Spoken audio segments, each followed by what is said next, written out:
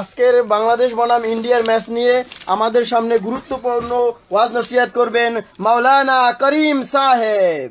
আরে হারামজাদা আলিমদার, ও হারামজাদা আলিমদার, তোর দিলে কি মরার ভয় নাই রে?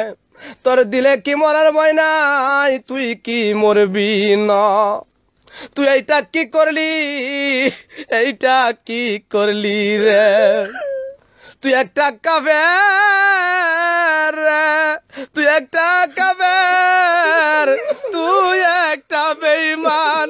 ইয়া আইয়ুহাল্লাযীনা আমানু, তুই একটা আমানু, তুই একটা আমানু রে।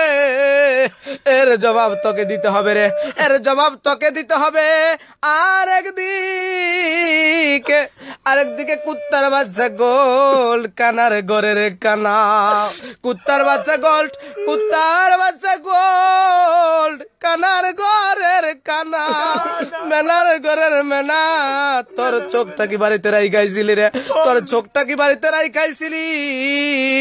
তোর চোখটা কি কুত্তায় মুইতা দিছে রে? তোর চোখে কি কুত্তা মুইতা দিছিল? এই জন্য 16 কোটি মানুষের স্বপ্নটা, 16 কোটি মানুষের স্বপ্নটাকে তোরা ভাঙ্গা দিলি।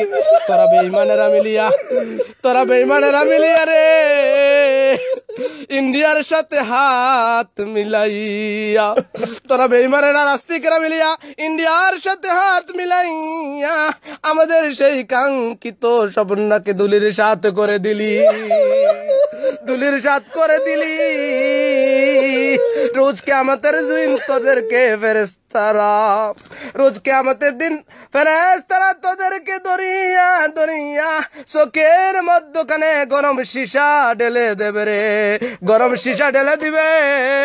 এই জন্য সকলে বলো আমিন।